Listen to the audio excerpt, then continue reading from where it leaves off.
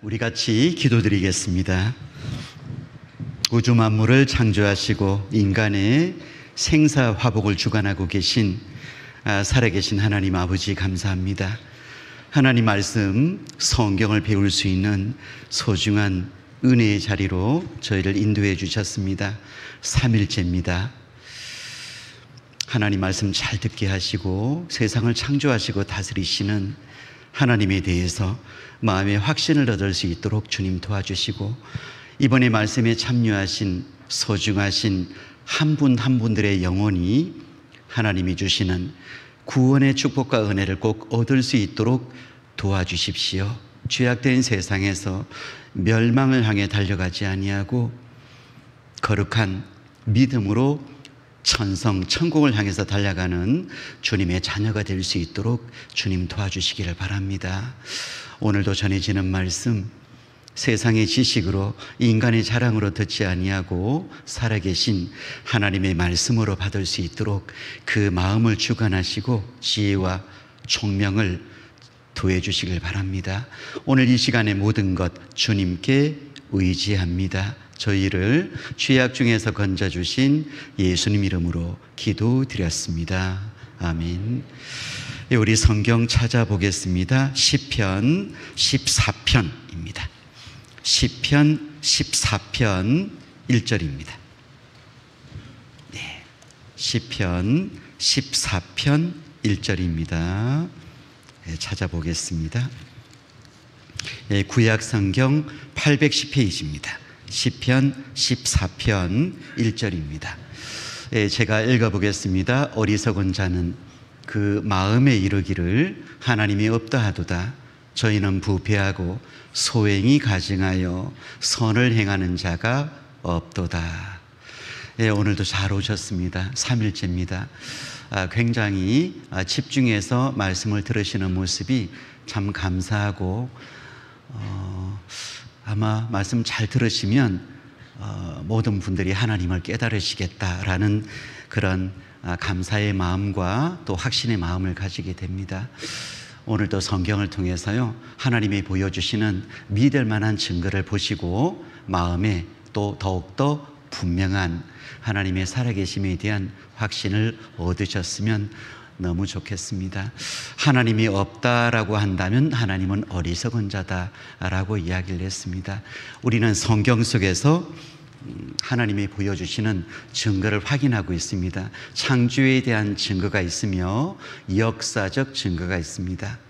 성경에 참 많이 믿을 만한 증거가 가득한데요, 그런데 가장 분명하게 하나님의 살아계심, 창조주가 계시다라는 것을 분명히 알 수 있는 가장 구체적이고 가장 실감나는 증거가 내 속에 있습니다.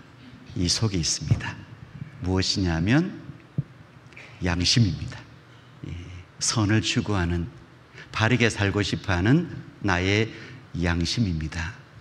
그래서 그 양심은 교육해서 우연히 저절로 생긴 것이 아니라 절대 선하신 하나님으로부터 나에게 온 것이에요. 하나님이 주신 겁니다. 그래서 하나님의 살아계심에 대해서 가장 구체적으로 실감나게 내가 느끼고 확인할 수 있는 부분이 내 속에 선하게 살고자 하는 양심이 있다. 그 양심은 하나님이 주신 것이다 라는 것을 서두에 좀 말씀을 드리고 싶고요. 이것과 관련해서 혹시나 여러분 좀 이거 보셨는지 모르겠습니다. 혹시 이거 보셨어요? 신은 죽지 않았다. 완. 혹시 이게 실제 일어날 수 있는 일을 영화로 만든 것인데요, 너무 실감나게 하나님을 믿는 거에 대해서 연관이 되어서 제가 좀 준비를 했습니다. 여기 신을 죽지 않았다. 완. 이 영화에는 한 대학생이 나옵니다. 이 대학생은 하나님을 믿는 사람입니다. 여기 있죠? 여기 대학생입니다. 그리고 여기는 교수님이에요.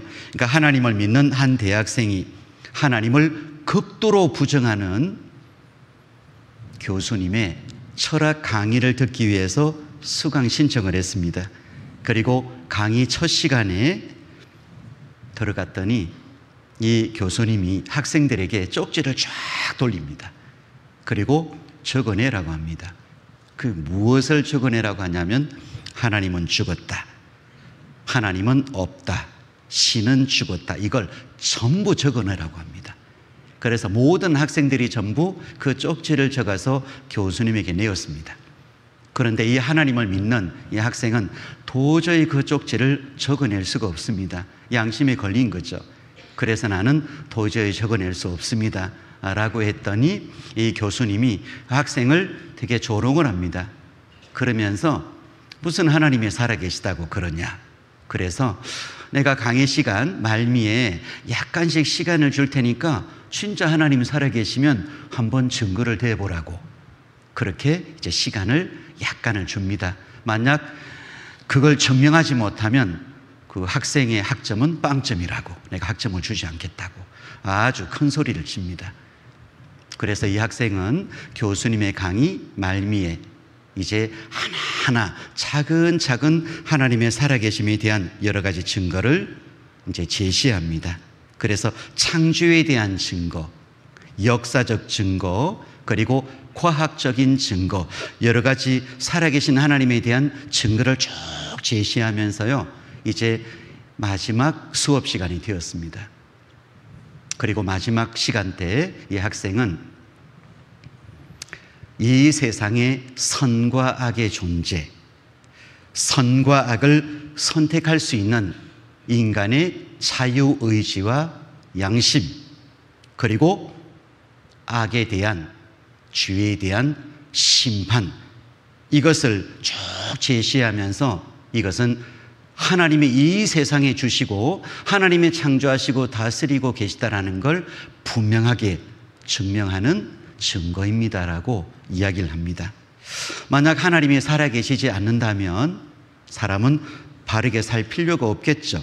그래서 선을 추구하는 도덕심, 그리고 양심, 그리고 죄에 대한, 악에 대한 심판은 반드시 하나님의 살아계신 것의 증거다라는 걸 아주 강력하게 제시합니다.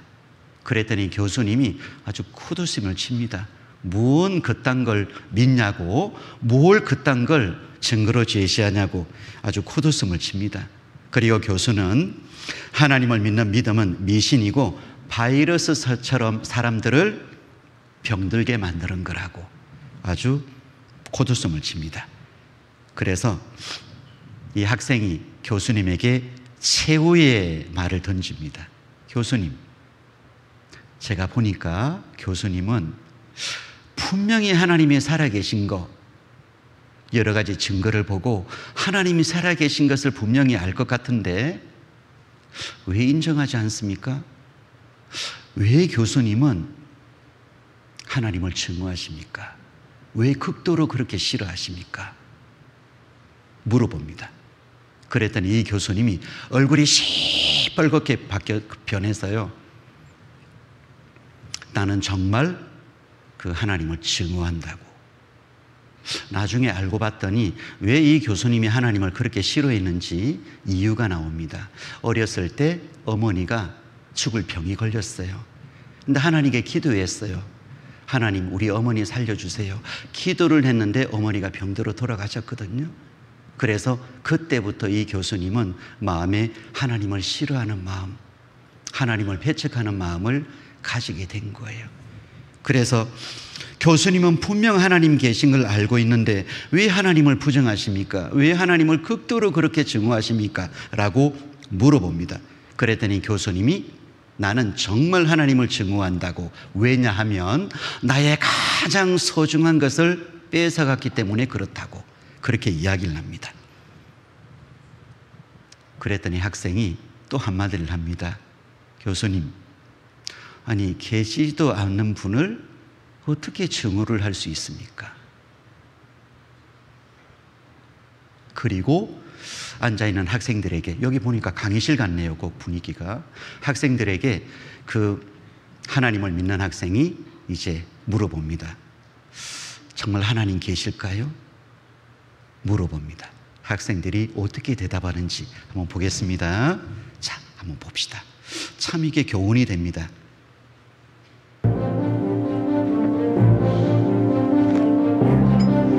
Do you hate God? It's not even a question. Okay. Why do you hate God? This is ridiculous. Why do you hate God? Answer the question. You've seen the science and the arguments. Science supports his existence. You know the truth.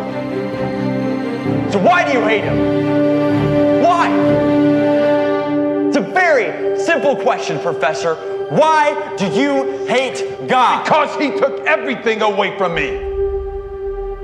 Yes, I hate God. All I have for him is hate.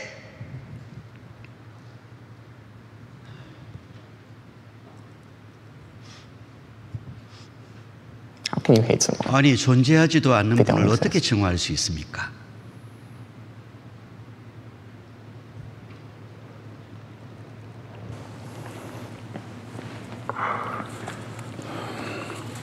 You've proven nothing. Maybe not.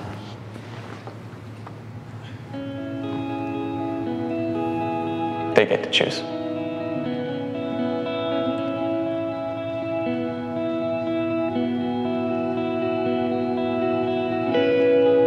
Is God dead?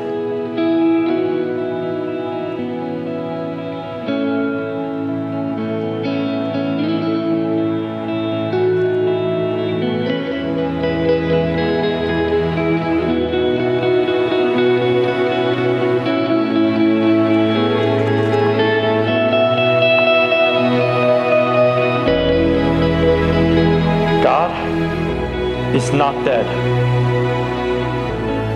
God's not dead. God's not dead. God's not dead. God's not dead. God's not dead. God's not dead.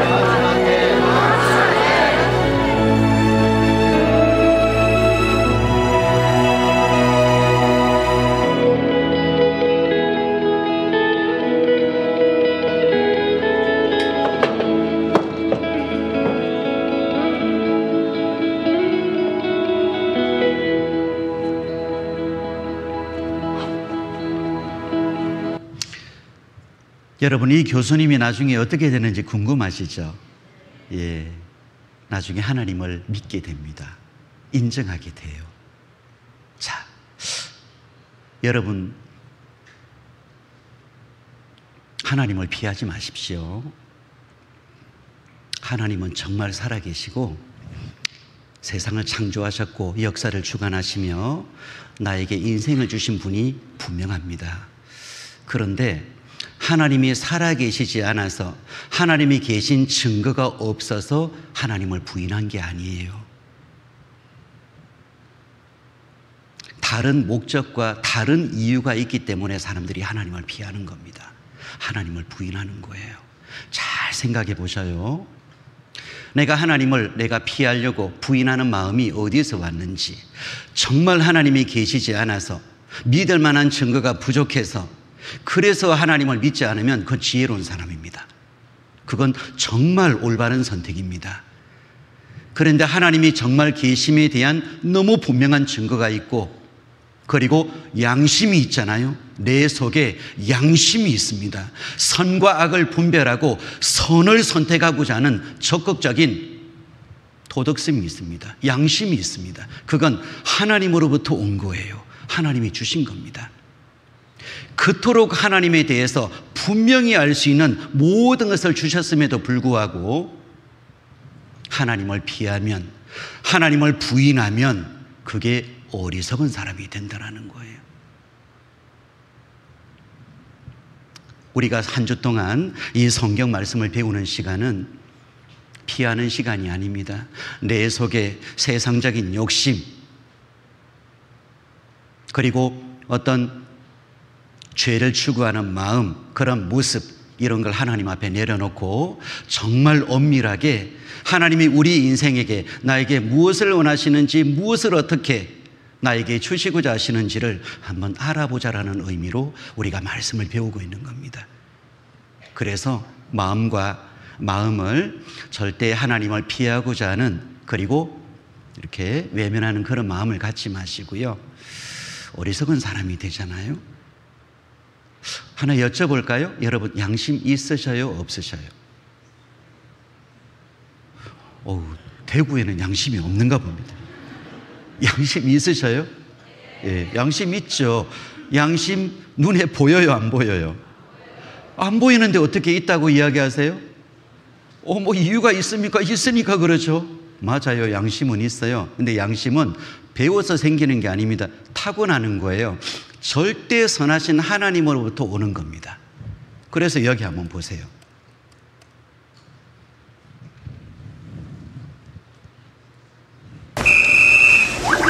더 어린 아이들로 내려가 볼까요? 동그라미 하나가 힘겹게 산을 오르고 있습니다. 착한 세모가 나타나더니 동그라미를 밀어 올려줍니다.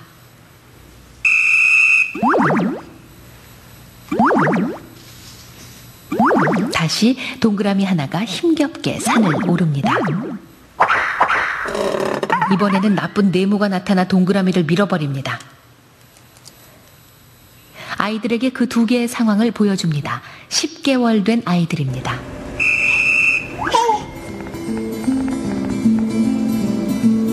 잠시 후 아이들에게 세모와 네모를 보여줍니다. 어떤 말도 하지 않았습니다.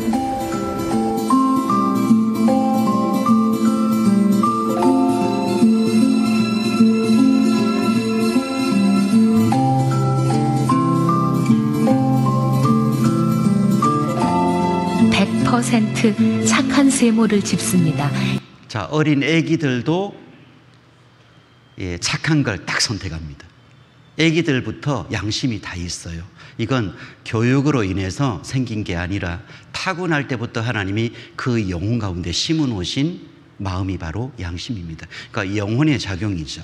그래서요, 우리가 지금 성경 강연의 그 말씀을 배우는 시간 같잖아요. 이 시간은 선한 양심이 하나님을 향하여 찾아가는 것이라. 이 시간은 선한 양심이, 우리 속에 있는 선한 양심이 드디어 하나님을 향해 찾아가는 시간이에요. 내가 이제까지 하나님을 알지 못했죠? 어디서 왔는지, 왜 존재하는지, 어디로 가는지, 그리고 내 속에 선한 양심이 도대체 어디서 왔는지, 무엇을 선택해야 되는지, 무엇이 옳은지에 대해서 전혀 알지 못하고 살아왔습니다. 그런데 하나님은 우리에게 선한 양심을 주시고 그 선한 양심을 주신 하나님을 찾아가도록 이 성경을 주신 거예요. 그리고 이 성경을 배우는 소중한 시간을 주신 겁니다. 그래서 여러분, 하나님을 믿을 만한 증거는 차고 넘칩니다. 그래서 하나님을 피하는 게 아니에요. 확인해 봐야 되는 거예요. 그리고 정말 그것이 옳으면 인정할 수 있는 용기를 가지셔야 돼요. 오늘은 이스라엘 민족에 대한 역사에 대해서 공부를 해보려고 합니다. 이 성경 전체 창세기 12장부터 구약 성경 끝에까지 여기가 이스라엘 민족의 역사가 여기에 기록되어 있습니다. 이 많은 분량의 성경이 어떻게 이스라엘 민족의 역사가 기록되어 있냐 이 말입니다. 하나님이 특별히 선택하시고 하나님을 증거하시기 위해서 그 역사 가운데 하나님이 함께 하신 거예요. 그리고 그 이스라엘 민족의 역사를 성경 속에 다 담아 놓으신 거예요. 그래서 여기 한번 볼까요? 나 여호와가 말하노라. 너희는 나의 증인, 나의 종으로 택함을 입었나니 이는 너희로 나를 알고 믿으며 내가 그인 줄 깨닫게 하리 함이라. 나의 전에 지음을 받은 신이 없었느니라. 나의 후에도 없으리라. 여기 너희는 나의 증인, 나의 종으로 택함을 입었나니, 여기 이사야서 43장 1절을 보면 이스라엘아 야곱아 이런 말씀이 나와요. 그러니까 이스라엘 민족에 대한 말씀이에요. 너희는 나의 증인, 나의 종으로 택함을 입었나니, 하나님이 특별히 이스라엘 민족을 하나님을 증거하는 민족으로 선택하시고 그 역사 가운데 하나님이 함께 하신 겁니다. 그래서 성경의 거의 구약 성경 대부분의 분량이 이스라엘 민족의 역사를 담고 있습니다. 그래서 이스라엘 민족을 확인해 보면 하나님이 어떤 분이신지, 어떻게 역사하시는지, 우리에게 무엇을 원하시는지 분명하게 알 수 있습니다. 그래서 창세기 12장부터 말라기서까지 역사 전체가 담겨져 있습니다. 이 세상에 수없이 많은 민족이 있죠. 그런데 하필이면 왜 이스라엘 민족을 선택했을까요? 성경은 또 이렇게 말씀하셔요. 너는 여호와 내 하나님의 성민이라. 네 하나님 여호와께서 지상 만민 중에서 너를 자기 기업의 백성으로 택하셨나니 여호와께서 너희를 기뻐하시고 너희를 택하심은 너희가 다른 민족보다 수요가 많은 연고가 아니라 너희는 모든 민족 중에 가장 적으니라. 그래서 여러 가지 이유가 있지만 그 중에 하나, 가장 작은 민족을 선택해서 위대한 민족, 기적처럼 하나님이 큰 민족으로 세우시는 겁니다. 예, 여기 고인하고 꼬마하고 씨름을 하면 누가 이길까요? 뭐 고인이 이기겠죠. 자, 씨름해 볼게요. 어떤 일이 생기는지 한번 보겠습니다. 예, 요렇게 씨름이 끝이 나면요, 예, 사람들의 관심은 이 꼬마한테 갈 겁니다. 예, 이것처럼 하나님은 가장 작은 민족을 선택해서 큰 민족과 겨루어서 이기게 하시고요, 하나님이 함께 하시는 민족이다라는 걸 증거해 보이시는 거예요. 그래서 하나님의 선민 이스라엘, 가장 작은 민족, 작은 나라이기 때문에, 세계 가운데 있는 나라이기 때문에 하나님의 말씀을 기록하게 하셨고, 이방인, 이스라엘 민족이 아닌 다른 민족을 전부 통칭해서 이방인이라고 합니다. 그래서 하나님이 이스라엘 민족에게 무엇을 원하시는지, 어떻게 행하시는지를 보면 이건 샘플입니다. 이 세상 모든 사람에게, 우리에게도 그렇게 원하시는 거예요. 행하시는 겁니다. 그래서 이방인의 표본이다. 그리고 예수님의 탄생이다. 하나님의 아들 예수님이 이 세상에 오시는 통로 역할을 합니다. 여기 이방인의 표본이다. 요거 영상 하나 볼까요? 이거하고 똑같잖아요. 보세요. 밥 안 먹으면요, 이렇게 두들기면 돼요. 예. 이러면 얼른 받아 먹어요. 이게 표본이에요, 표본요. 예. 그래서 이스라엘 민족은 우리 이방 민족, 나의 표본이다. 그래서 하나님이 이스라엘 민족에게 원하시는 거, 행하시는 걸 우리가 성경 속에서 제대로 볼 필요가 있어요. 나도 그대로 거기에 적용됩니다. 그래서 하나님이 이스라엘 민족에게 원하시는 것이 무엇일까요? 이스라엘아, 내 하나님 여호와께서 내게 요구하시는 것이 무엇이냐? 여러분, 하나님이 이스라엘 민족에게 원하시는 게 무엇이었을까요? 뭐니 해도 뭐니? 이거였을까요? 무엇을 하나님이 원하셨을까요? 성경은 하나님과 우리와의 관계를 부모와 자녀와의 관계로 말씀을 많이 하십니다. 그러니까 미리 이제 샘플로 보여주신 것이 부모와 자녀와의 관계죠. 부모는 자녀에게 뭘 원하죠? 자녀에게 뭘 원하죠?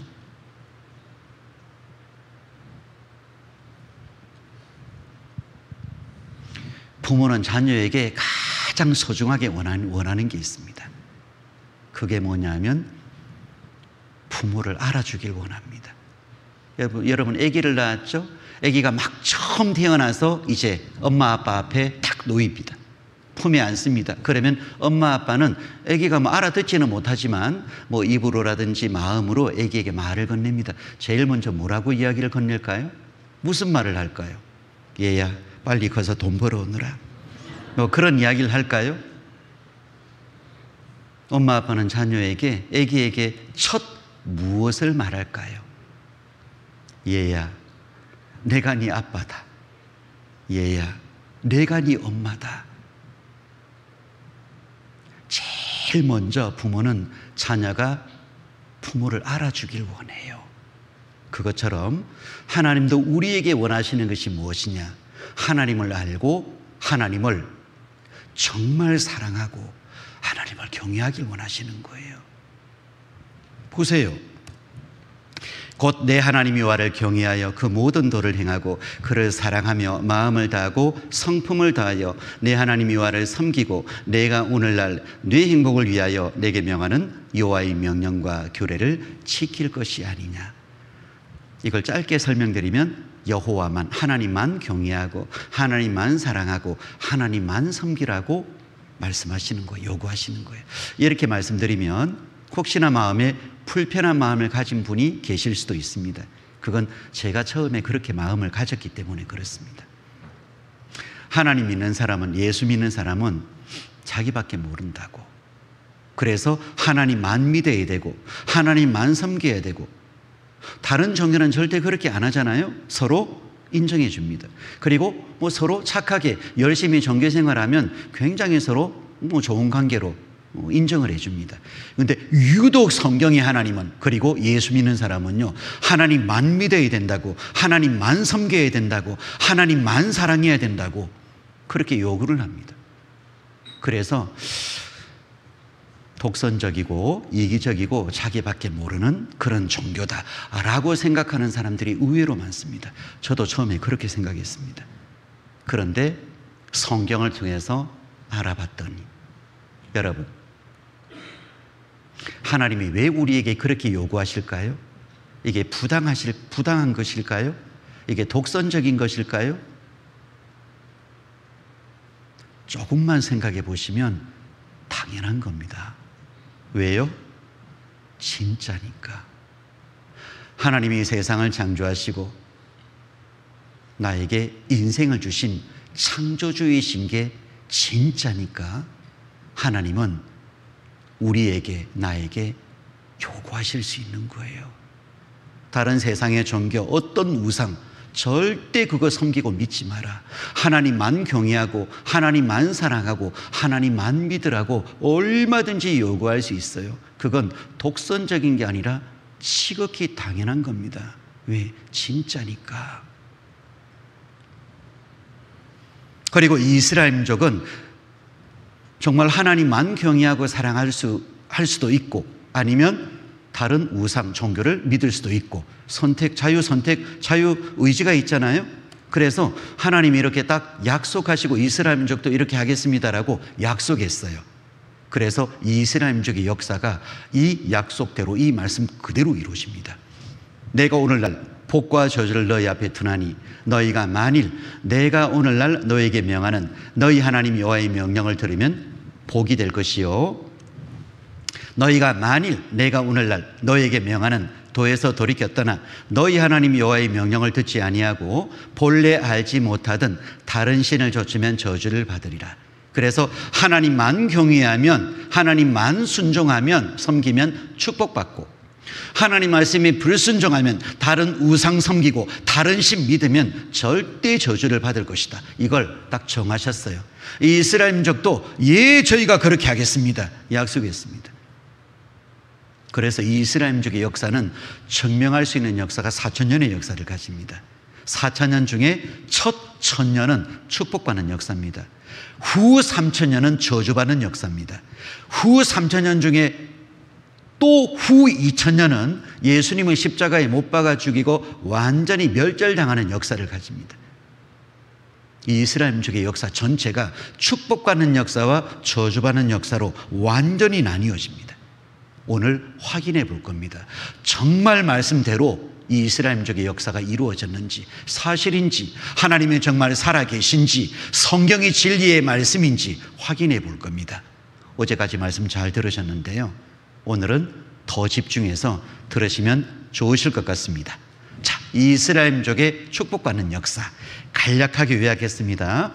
BC 20세기, 지금부터 4,000년 전에 이스라엘 민족의 첫 조상인 아브라함이라는 사람을 선택하시고 하나님의 역사를 시작하셨어요. 그리고 아브람, 이삭, 야곱, 그리고 12아들, 그 야곱의 때에 이스라엘 민족이 여기 애굽, 지금의 이집트입니다. 거기에 내려가서 400년 동안 거하는데요, 거기에서 종살이를 합니다. 그래서 하나님은 모세라는 사람을 보내어서 이스라엘 민족을 애굽에서 이끌어냅니다. 그래서 출애굽 사건이 있습니다. 혹시 10개 영화 보셨는지 모르겠습니다. 보시면은 큰 무리의 사람을 모세가 이끌어내는데요, 앞에 홍해바다가 있고 뒤에 애굽 군사가 뒤쫓아오고, 그래서 지팡이를 내어미니까 홍해바다가 쫙 갈라지고 그 가운데를 이스라엘 사람들이 건너는, 아마 그 영화 장면 아마 기억하실 것 같습니다. 그건 실제 성경에 나와 있는, 아니 실제 역사적 사실을 영화로 만든 거예요. 그래서 출애굽 사건이 있었습니다. 이후에 BC 13에서 12세기 하나님이 약속하신 지금의 이스라엘 땅 가나안 땅이 자리를 잡습니다. 그리고 최초의 왕정 통치 시대가 도래합니다. BC 10세기 사울 왕이 통치합니다. 그리고 다윗 왕 솔로몬 시대가 도래합니다. 그리고 BC 960년 예루살렘 성전을 건축하게 됩니다. 이것이 이스라엘민족의 축복받는 역사의 전체입니다. 여러분, 이스라엘민족의 역사를 쭉 보면서요, 실제 그 사건의 현장, 그곳을 가보면 유물이 그대로 남겨져 있습니다. 그러니까 신화나 전설, 인간이 꾸며낸 역사 이야기가 아니고 실제 사실인 역사가 성경에 기록되어 있고 하나님의 말씀 그대로 역사 가운데 그 말씀을 성취하신 거예요. 이스라엘 민족과 함께 하신 겁니다. 그래서 그 간략하게 영상을 보면서요, 이스라엘 민족의 역사가 실제 사실이다라는 걸 한번 확인 한번 해볼까요?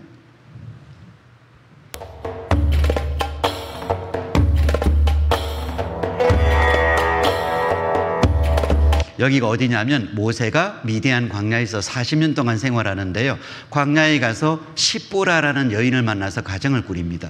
무덤에서 우물에서 만남을 가지죠. 그래서 모세의 우물입니다.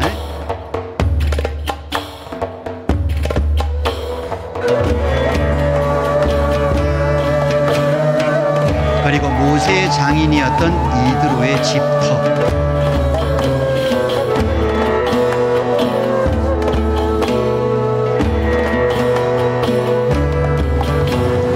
그리고 홍해 바다를 건너죠. 그 장소도 그대로 남겨져 있습니다. 누에이바.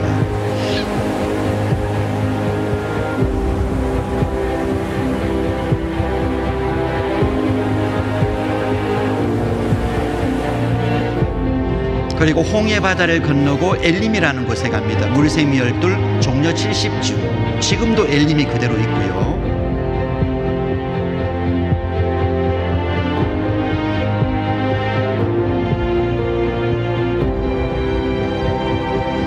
이스라엘 민족이 광야길을 가다가 마실 물이 떨어집니다. 그래서 하나님은 모세에게 반석을 쳐서 물을 내게 합니다.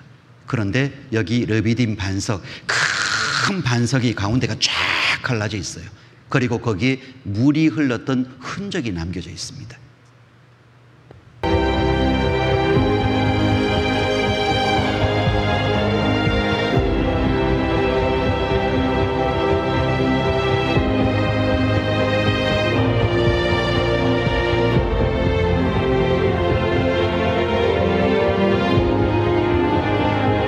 그리고 모세가 십계명을 받기 위해서 그 시내산 호렙산에 올라갑니다. 하나님이 불 가운데 강림하셔요.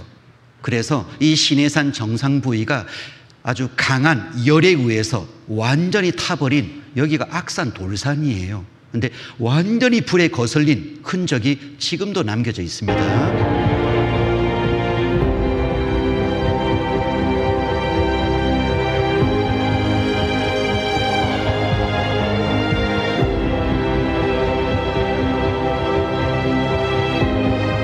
모세가 십계명을 얻기 위해서 시내산에 올라갔죠. 아래에 남겨져 있었던 이스라엘 사람들은요, 금송아지를 만들어서 섬겨요. 금송아지를 섬겼던 제단도 지금 놓여져 있습니다.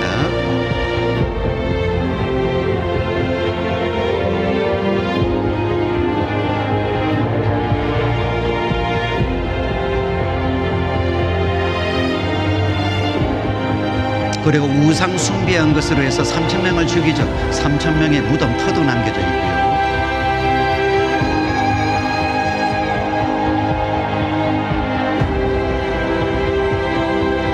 그리고 이후에 엘리야라는 선지자가 이세벨이라는 여인에게 쫓겨서 호렙산으로 도망을 갑니다. 거기에서 이제 그 숨어 지내는데요, 엘리야가 지냈던 그 호렙산 동굴, 지금도 남겨져 있죠.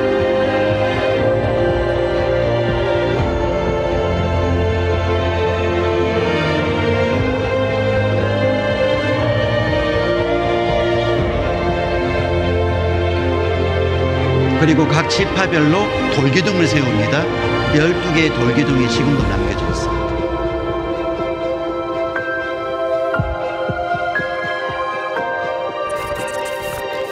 여러분, 성경에 나와 있는 이 이스라엘민족의 역사는 인간이 꾸며낸 종교적 경전의 이야기가 아닙니다. 실제 역사입니다. 하나님이 함께 하시고 기적처럼 말씀 그대로 모든 것을 이루신 그 역사의 현장이 실제 가서 확인해 보면 그대로 남겨져 있습니다. 실제 역사입니다. 하나님은 실제 살아계신 분이셔요. 그리고 예루살렘 성전을 건축했다 그랬죠. 다윗 왕은 하나님 마음에 꼭 드는 사람이었습니다. 내 마음에 합한 자다라고 그랬습니다. 믿음의 왕이었습니다. 그래서 하나님이 다윗에게 큰 영광을 주셨어요. 그리고 다윗의 아들이었던 솔로몬 왕은 하나님의 솔로몬 왕에게 나타나셔서 너는 내게 구하라 내가 무엇을 줄고 물어봅니다. 여러분 같으면 무엇을 원하시겠어요? 하나님 앞에 뭘 달라 그러시겠어요? 뭐니 해도 뭐니 이거 달라 그러시겠어요? 솔로몬 왕은 하나님, 저는 작은 사람인데 하나님의 선택하고 함께 하시는 이 이스라엘 민족은 큰 민족이 되었습니다. 이 이스라엘 민족을 선과 악을 분별해서 재판을 잘 할 수 있는 지혜를 주십시오 그랬습니다. 하나님의 마음에 꼭 맞아 떨어졌습니다. 이것도. 그래서요 하나님이 지혜도 주시고 그래서 솔로몬 왕은 지혜의 왕이 되었습니다. 그리고 부귀영화도 주시고 그래서 다윗 왕과 솔로몬 왕 시대 때 이스라엘 민족의 최전성 시대가 됩니다. 왜? 하나님 말씀에 순종했으니까. 믿음의 왕이었기 때문에 그랬습니다. 그래서 얼마나 축복을 하셨는지 여기 구체적으로 숫자가 나오죠. 여기 역대상 22장에 보면 다윗 왕이 솔로몬 왕 아들에게 유산 상속한 내용이 나와요. 특히 예루살렘 성전을 건축하고 싶었거든요. 그런데 하나님이 노, 피를 흘렸기 때문에 안 돼. 그래서 그 몸에서 난 소생, 그 아들이 예루살렘 성전, 솔로몬 왕의 성전을 건축하게 되는데 그래서 다윗 왕이 솔로몬 왕 아들에게 이 성전을 건축하게 하기 위해서 이제 그 건축 필요한 재원을 준비를 하죠. 그래서 유산 상속을 합니다. 내가 환난 중에 여호와의 전을 위하여 금 10만 달란트와 은 100만 달란트와 놋과 철을 그 중수를 셀 수 없을 만큼 심히 많이 예비하였고 또 제목과 돌을 예비하였으나 너는 더할 것이며 여기 여호와의 전 예루살렘 성전을 위해서 금 10만 달란트와 은 100만 달란트와 여기 10만 달란트 하니까 한 10만 원 정도로 보이죠. 그래서 제가 여기 계산을 한 쪽지를 가지고 왔어요. 금 10만 달란트는 1달란트는 34kg입니다. 그래서 이걸 톤으로 환산하면 금 3,400톤. 그리고 이걸 반지, 한 돈, 두 돈 이렇게 계산하면요 9억 666만 6,666돈. 그래서 이건 제가 오래전에 계산했는데요. 한 돈에 20만 원씩 계산하면 181조 원입니다. 근데 요즘은 거의 한 40만 원 정도 합니다. 그러면 거의 한 400조 가까이 됩니다. 3,000년 전에 400조요. 그리고 은 100만 달란트는요 34,000톤 90억 6,666만 6,666돈. 그래서 이것은 거의 한 50조 가까이 됩니다. 합치면요 한 450조 500조 가까이 됩니다. 이런 큰 부귀영화를 누리고 살았습니다. 하나님이 주시는 축복을 엄청나게 받았습니다. 여러분 제가 팁을 드립니다. 여러분 축복받고 싶죠? 하나님이 주시는 진짜 복을 차고 넘치도록 얻고 싶으시죠? 그러면 하나님 말씀에 순종하며 살아가 보셔요. 하나님이 주시는 구원의 은혜와 사랑을 순종하고 받아들이고 그리고 이 세상 살아갈 때도 하나님 말씀에 순종하며 살아가 보세요. 하나님이 진짜 차고 넘치는 축복과 은혜를 채워주십니다. 이건 지식적인 것이나 이론적인 것이 아니라 실제의 삶 속에 경험되는 거예요. 왜? 하나님은 살아계시니까. 아니 가르쳐줘도 못 알아들어요. 어떤 분은 복 받는 방법을 가르쳐줘도 못 알아들어요. 여러분 하나님 제대로 순종하면 하나님이 주시는 축복, 최고의 축복과 은혜를 누리고 살아간다니까요. 그래서 솔로몬 왕 시대 때에 이 다윗 왕이 유산 상속한 이런 걸 얻어서요 예루살렘 성전을 건축하잖아요. 여기 예루살렘 성 황금 돔 사원이 서 있는 이 회계 사원이 서 있는 이 자리가 예루살렘 성전이 있었던 자리입니다. 그래서 지금은 회파되고 회계사원이 서 있는데요. 이스라엘 박물관에 가면 예루살렘 성전 모형이 이렇게 이제 만들어져 있어요. 그래서 이걸 전부로 금으로 다 입혔어요. 여기 영상 하나 볼까요? 성전. 저기가 이제 지금 이제 이스라엘 고고학 박물관에 예. 이제 이렇게 만들어 놓은 거예요. 예수님 당시의 예루살렘 모습이에요. 네. 그 모형으로 했고 지금 저쪽 저 가운데 저게 예수님 당시의 헤롯 성전. 네, 헤롯 성전의 모습 저렇게 생겼어요. 저렇게 생겼고 저기는 이제 성소가 있는 자리예요. 성소. 네, 성소가 있는 자리고 저 앞에 문 있고 저 앞에는 이제 여러 가지 이제 뜰이. 그치, 뜰이 있고. 이제 뜰인데 저게 이제 이스라엘인의 뜰, 여인의 뜰, 이방인의 뜰 이렇게 이제 범위가 있어요. 맞아. 그래서 이제 그 예루살렘 모형 안에 저렇게 이제 예루살렘 성전. 저 성전은 무슨 성전? 헤롯의 성전. 지금 저거 보는 부분은 이제 저건 이제 베데스다 연못이에요. 연못이에요? 베데스다 연못 하면 생각나는 거. 눈을 뜨게 했던. 네, 그렇죠. 바로 그 옆에가 이제 성전이 자연스러운 연못이 아니에요. 성전하고 베데스다 연못하고 가까워요. 거리가. 인공적인 연못이구나. 예, 솔로몬 왕 시대 때에 이 예루살렘 성전을 건축하게 된 거예요. 최고의 전성시대였습니다. 그런데 문제가 생겼습니다. 솔로몬 왕의 나이가 드니까, 여러분 죄송합니다. 연세 드신 어르신들이 많이 계신데요. 연세가 드시니까 어떠셔요?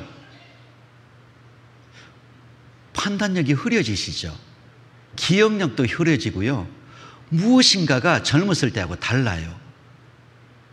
그리고 죄송합니다. 연세가 드시면 고집이 세져요. 예. 제가 저희 부모님 모셔보고 장인 장모님 모셔보니까 연세가 들면 들수록 세지는 것이 고집이 세져요. 그래서 볼 때마다 저는 항상 이렇게 이제 마음에 다짐을 합니다. 나는 절대 고집 부리지 말아야지. 항상 다짐을 합니다. 우리 자녀들이 얼른 아빠, 엄마 이렇게 합시다 그러면 얼른 따라가려고 그렇게 마음을 가지고 있습니다. 솔로몬 왕의 나이가 드니까 솔로몬 왕은 아내가 1000명이었습니다. 1000명의 여인을 거느리고 살았어요.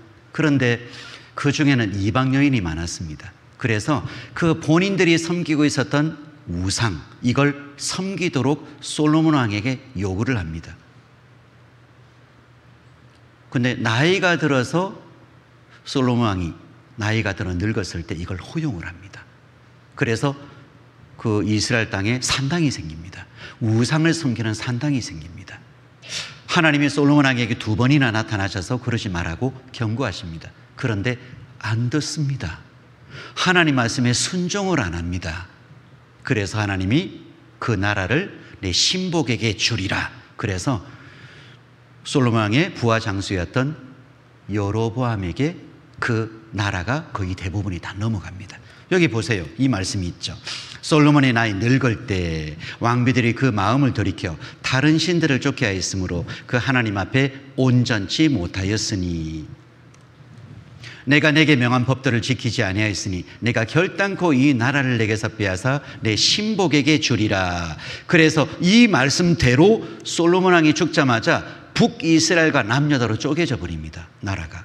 북이스라엘은 솔로몬 왕의 부하 장수였던 여로보암이라는 사람이 이스라엘 땅에는 12지파가 있습니다. 우리로 따지면 12성, 김씨, 이씨, 박씨 이런 식으로 이스라엘 땅에는 12지파, 그래서 12지파 중에 10지파를 북이스라엘 여로보암이 다스립니다. 그리고 남유다는 솔로몬 왕의 아들이었던 르호보암이 2지파를 다스립니다. 완전히 쪼개져 버립니다. 거의 대부분이 다 넘어가 버린 거죠. 그리고 북이스라엘은 이후에 19명의 왕이 이스라엘을 통치합니다. 근데 이 19명의 왕이 전부 우상 섬기는 왕이었습니다.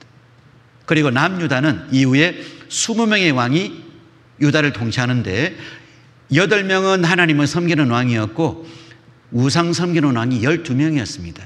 그래서 북이스라엘은 너무 악했죠. 그래서 BC 722년에 아수르 민족, 전 세계에서 가장 잔인한 민족으로 알려져 있는 아수르 민족, 아시리아 민족에게 멸망을 당합니다. 이것도 하나님이 미리 경고하시고 말씀하셨어요. 그리고 남유다는 BC 587년에 바벨론에 의해서 멸망을 당합니다. 이것도 하나님이 미리 말씀하셨어요. 여기 한번 볼까요? 이 왕들이 얼마나 하나님 말씀에 불순종했는지 이게 조금 좀 읽어보면 조금 실감나죠. 여기 북이스라엘의 왕들의 이름이 쭉 19명의 왕들의 이름이 나옵니다. 여로밤, 일세, 나답, 바사, 엘리, 시므리, 오므리, 아합, 아샤, 요람이요. 이름들이 쫙 나와요. 그런데 여기 성품 한번 보세요. 뭐라고요?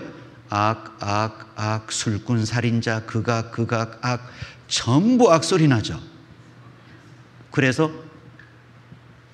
악소리가 나니까 아시리아 민족에게 망해버린 거예요. 그리고 남유다는 로밤, 아비야, 아사, 요아사밧, 요람, 아시아, 아달랴, 요아스, 아마샤.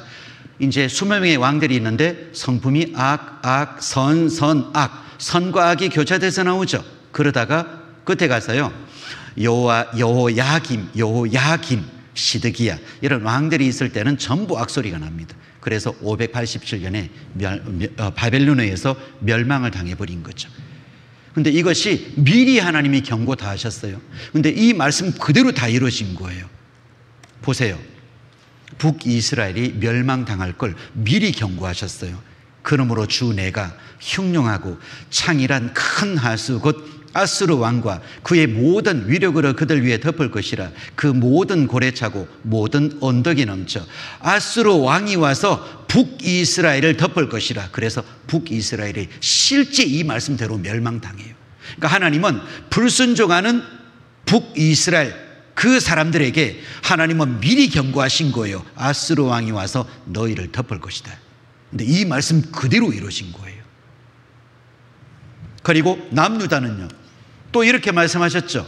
대저 여호와께서 이같이 말씀하시되 보라, 내가 너와 내 모든 친구에게 두려움이 되게 하리니 그들이 그 원수의 칼에 엎드러질 것이요 내 눈은 그것을 볼 것이며 내가 온 남유다를 바벨론 왕의 손에 붙이리니 그가 그들을 사로잡아 바벨론으로 옮겨 칼로 죽이리라. 그래서 남유다가 바벨론에 의해서 멸망당할 것을 미리 말씀하셨고, 그런데 어떻게 멸망당하느냐? 그가 그들을 사로잡아 바벨론으로 옮겨 칼로 죽이리라 그랬습니다. 통째로 그 포로로 끌려가서 적국에서 죽는 거예요. 이게 바벨론 유수 사건입니다. 전 세계 전쟁사 중에 가장 치욕적인 전쟁사. 통째로 한 민족이 그냥 전쟁에 패해서 끌려가서 거기에서 비참하게 죽임당하는 바벨론 유수 사건이 바로 이 말씀 그대로 이루어진 거예요. 영상 하나 볼까요? 바벨론이 멸망당하는 거 한번 보겠습니다.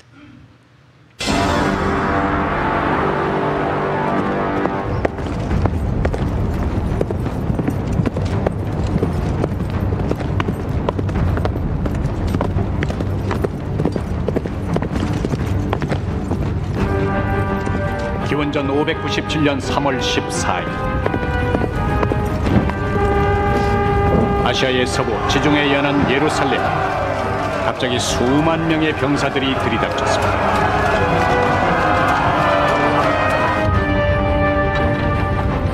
이들은 거대한 공성탑에 투석기까지 준비한 당시로선 최고의 정예병들이었습니다.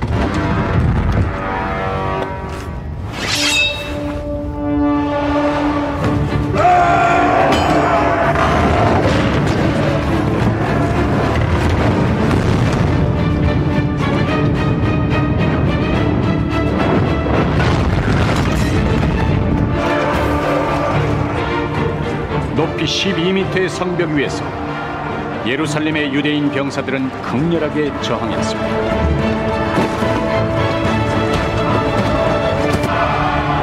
하지만 결코 이들의 적수가 되지 못했죠.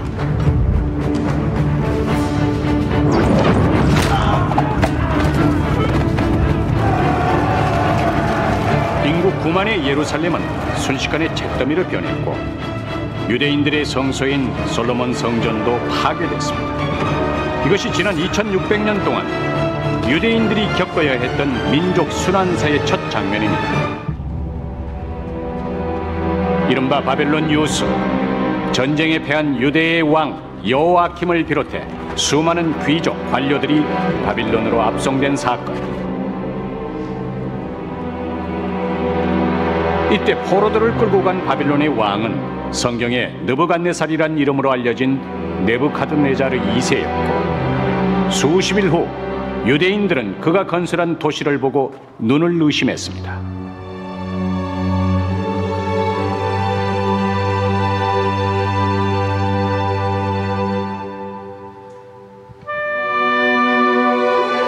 바빌론, 그곳은 풀 한 폭이 자랄 수 없는 사막 한가운데에 건설된 유대인들이 상상할 수도 없을 만큼 거대한 도시였습니다. 예, 남유다가 바벨론에서 멸망당한 거 실제 역사적 사실입니다. 그래서 말씀 그대로 다 이루어진 겁니다. 그리고 바벨론 유수 사건. 그리고 그럼 바벨론은 어떻게 망했을까요? 이것도 하나님은 미리 말씀하셨죠. 보라, 은을 돌아보지 아니하며 금을 기뻐하지 아니하는 메대 사람을 내가 격동시켜 그들을 치게 하리니 열국의 영광이요 갈대아 사람의 자랑하는 놀이개가 된 바벨론이 하나님께 멸망당한 소돔과 고모라 같이 되리니. 그래서 바벨론은 메데파사에 의해서 멸망당합니다. 그러니까 말씀 그대로 또 이루어지는 거예요. 하나님은 살아계시고 미리 말씀하시고 그 말씀을 그대로 이루시는 분이십니다. 그래서요, 이 이스라엘족의 그 이후의 역사는 완전히 저주받는 역사입니다. 왜? 불순종했으니까요. 왕국이 분열되었죠. 북이스라엘과 남유다. 북이스라엘은 아수르에 의해서, 남유다는 바벨론에서 멸망당했습니다. 이후에 페르시아, 헬라, 로마 통치 시대 때 예수님이 이 세상에 오셔요. 여러분, 구약 성경과 신약 성경의 이 중간, 여기가 약 400년의 시간적 간격을 가집니다. 이 시대를 중간시대, 침묵의 시대, 암흑시대라고 이야기합니다. 왜? 하나님 말씀이 이스라엘 민족에게 임하지 않았습니다. 왜? 하나님 말씀을 전하는 선지자를 죽이고 하나님 말씀을 절대 순종하고 받아들이지 않습니다. 그래서 하나님은 말문을 닫으신 거예요. 그래서 400년 동안의 암흑시대입니다. 하나님 말씀이 없었던 시대입니다. 드디어 하나님은 최후로 하나님의 아들이신 예수 그리스도를 이스라엘 민족 가운데 보내셔요. 그리고 뭐라고 전하셨죠? 회개하라, 천국이 가까웠느니라. 이 이스라엘 민족의 그 죄에 대해서 경고하시고 심판을 말씀하시고 돌이키고 하나님이 주시는 천국을 얻으라고 말씀하고 계셔요. 그런데 이 하나님의 아들 예수님을 십자가에 못 박아 죽입니다. 예수님을 재판했던 빌라도 총독은 죽일 죄 없다 그랬습니다. 죄 없다 그랬습니다. 그런데 죽여라. 밀란이 일어날 것 같죠? 그래서 죽이는데 내어줍니다. 뭐라고 이야기했냐면 그 피를 우리와 우리 자손에게 돌릴지어다. 예수님을 죽이는 핏값을 우리와 우리 자손이 당할 테니까 죽여라는 거예요. 그래서 이 말한 그대로 이 이스라엘 민족에게 저주가 임합니다. 이 말 그대로 돌아갑니다. 그래서요, 우리와 우리 자손에게 그랬습니다. 예수님을 죽였던 그때 당시의 사람들, 예루살렘이 군대들에게 에워싸이는 것을 보거든 그 멸망에 가까운 줄을 알라. 예루살렘의 멸망을 예수님은 미리 말씀하셨어요. 그리고 저희가 칼날의 죽임을 당하며 모든 이방에 사로잡혀 가겠고 완전히 죽임 당하면서 전 세계에 흩어질 것이다. 사로잡혀 갈 것이다. 이 말씀대로 이스라엘 민족은 AD 70년 로마군에 의해서 예루살렘 성이 함락되는데요, 여기에서 110만 명이 학살을 당합니다. 이건 성경에만 나와 있는 말씀이 아니라 실제 당시의 역사적 문헌 속에도 그대로 나옵니다. 또 너와 및 그 가운데 있는 내 자식들을 땅에 메어 치며 돌 하나도 돌 위에 남기지 아니하리니. 그래서 완전히 그 성이 회파될 것이다 라고 말씀하셨는데, 이 말씀대로 여기 보세요. AD 70년 8월 5일 북쪽, 동쪽, 남쪽 모두 성벽을 헐고 서쪽 벽, 지금의 통곡의 벽입니다. 후세 사람들에게 이렇게 웅장한 성벽을 로마 군병들이 헐었다는 것을 알리기 위해 남겨놓았다. 그러니까 서쪽 벽만 남겨두고요, 북쪽, 동쪽, 남쪽 성벽을, 예루살렘 성벽을 모두 헐어버렸어요.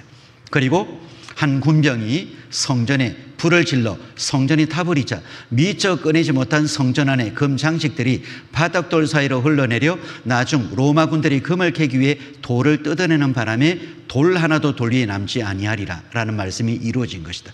그러니까 완전히 금으로 입혔거든요. 그런데 불을 질러서 금이 녹아서 돌 사이로 스며드니까 그 금을 뜯어내기 위해서 전부 돌을 뜯어낸 거예요. 그러니까 돌 하나도 돌 위에 남지 아니하리라. 이 말씀이 그대로 이루어진 거죠. 그래서 예루살렘 성에 가봤고요. 여기가 이제 성이고요. 여기 가운데 돌 사이에 자기 소원을 적은 쪽지를 접어놓고 이제 여기 가까이 가서 사람들이 기도를 합니다. 남자들은 머리에 이거 쓰고 가까이 가야 돼요. 왜냐하면 이거 모자가 키파라고 합니다. 내 위에 하나님 계시다라는 걸 이제 표시를 하는 거예요. 그래서 이걸 쓰고 가까이 가고요. 여기 남자가 가서 기도하는 구역과 여자가 가는 구역하고 이렇게 나뉘어져 있습니다. 어떤 분은 이거 보고 또 이 사람은 누구예요? 그럽니다. 여기 로마에 갔어요. 로마에 갔더니 로마 타이터스 장군 개선문이 있습니다. 여기도 가봤죠? 손가락으로 가르치고 있습니다. 그래서 갔더니 조각이 있습니다. 타이터스 장군 개선문에 로마 군병들이 금초 때 갔던 예루살렘 성을 멸망시키고 성전에서 금 기물들을 약탈해가는 모습이 조각이 돼 있어요. 그러니까 실제 2000년 전에 이제 그 성이 멸망한 것이 사실이다라는 거예요. 그리고 이 타이터스 장군 개선문 바로 옆에 콜로세움이 있습니다. 원형 경기장 콜로세움. 규모가 어마어마합니다. 이게요. 콜로세움이 있습니다. 근데 학자들이 굉장히 궁금해했습니다. 아니 그때 당시에 로마 재정 상태로는 도저히 콜로세움을 지을 수 있는 그 재원이 없었대요. 도대체 이걸 어떻게 지었을까 이해가 안 됐답니다. 그런데 이 콜로세움 성 안에 돌에 글귀가 발견됩니다. 전리품으로 지었다라는 거. 전리품. 전쟁을 치르고 약탈한 것으로 승리해서 그것을 얻은 것으로 해서 이 원형 경기장을 지었다. 그래서 예루살렘 성을 멸망시키고 거기에서 약탈한 것으로 이 원형 경기장을 지은 거예요. 그리고 저주받는 모습이 이렇습니다. 내가 칼과 기근과 연병으로 그들을 따르게 하며 그들을 세계 열방 중에 흩어 학대를 당하게 할 것이며 내가 그들을 쫓아보낸 열방 중에서 저주거리와 놀림과 취소와 모욕거리가 되게 하리니 가는 곳마다 죽임당하죠. 굶주려 죽죠. 병들어 죽습니다. 그리고 전 세계에 흩어집니다. 그리고 가는 곳마다 비참하게 되는 거예요. 이게 이스라엘 민족의 2000년의 역사입니다. 그 피를 우리와 우리 자손에게 돌려라. 당시의 사람들은 로마에서 멸망당하고 그 이후의 후손들은요 전 세계에 흩어지면서 다 죽임당하면서 이렇게 비참하게 되는 거예요. 그래서 예수님이 태어나시고 십자가에 돌아가셨죠. 이후에 동로마, 아랍, 터키, 십자군, 이집트, 터키, 영국까지 무려 2000년 동안 이방 민족에게 짓밟히고 전 세계에 흩어지고 죽임당하는 역사를 가진 것이 이스라엘 민족의 역사입니다. 그 말씀대로 이루어지는 거예요. 이스라엘의 순환의 역사, 역사책에 나와 있는 걸 카피했는데요. 여기 큰 것만 제가 좀 보여드릴게요. AD 70년 로마 타이터스 장군에 의해서 예루살렘 성멸망 110만 명 학살 이산, 135년 58만 명 학살 완전 이산. 그리고 중세시대에 유럽의 흑사병 발생 시 유대인이 우물에 독약을 넣었다는 혐의로 대량 학살 100만 명 학살. 그리고 우리 시대 1939년부터 45년까지 2차 세계대전 중에 유대인 600만 명 학살. 그때 당시 유대인 중 60%가 전쟁 기간이 6년 동안이었거든요. 그런데 전 3년 동안은 거의 학살이 없었어요. 후 3년 동안 학살이 집중적으로 이루어졌습니다. 그래서 여러분 600만 명 하니까 한 600만 원 정도로 보이죠. 600만 명이 3년 동안 죽어나가려면 하루에 몇 명이 죽어나가야 되는 줄 아세요? 계산기 한번 두드려 보세요. 600만 명이 3년 동안 죽어나가려면 하루에 5천 명씩 죽어나가야 됩니다. 그게 쌓이고 쌓여서 600만 명이 되는 거예요. 그 저주받은 거예요. 특히 우리 시대 때 너무 실감나잖아요. 가슴에 다윗의 배를 달고 다니며 아주 비참하게 학살당하는 그 역사를 가졌잖아요. 여기 이스라엘 사람들이 전 세계에 흩어져 살고 있는 그 나라들과 그 유대인들 숫자가 나와 있습니다. 아니 어느 민족이 2000년 동안 이렇게 흩어지면서 그렇게 치욕적인 죽임당하는 역사를 가진 민족이 어디 있냐 이 말입니다. 하나님 말씀에 순종하면 복을 받고 불순종하면 저주받고 하나님이 딱 정해놓으신 거예요. 그 말씀이 그대로 이루어지는 거예요. 2차 세계대전 중에 600만 명 학살. 여기가 어디냐면 이 아드바셈 전쟁기념관입니다. 여기 가면요, 우리 서울에 있는 용산 전쟁기념관 한 3배 정도 규모 될 것 같습니다. 제가 얼핏 생각해 보면 한 3배 정도 규모 될 것 같습니다. 어마어마하게 큰데요, 들어가면은 막 그 학살당한 어떤 그런 사진, 자료, 그리고 유품, 유적 이런 걸 많이 정시해 놨어요. 그래서 좀 끔찍합니다. 지글론 B라는 이 독가스유에서 600만 명이 거의 학살을 당했는데요. 그래서 이게 이제 학살당한 그런 시체 더미가 쌓여 있고요. 대부분이 발가벗겨져서 죽임당했어요. 그래서 이게 막 산더미처럼 쌓여 있고, 여기 보세요. 어떻게 저주받는지 구체적으로 말씀하고 있죠. 내가 너를 향하여 투기를 바라리니 그들이 분노로 내게 행하여 내 코아기를 깎아버리고, 코아기를 깎아버린답니다.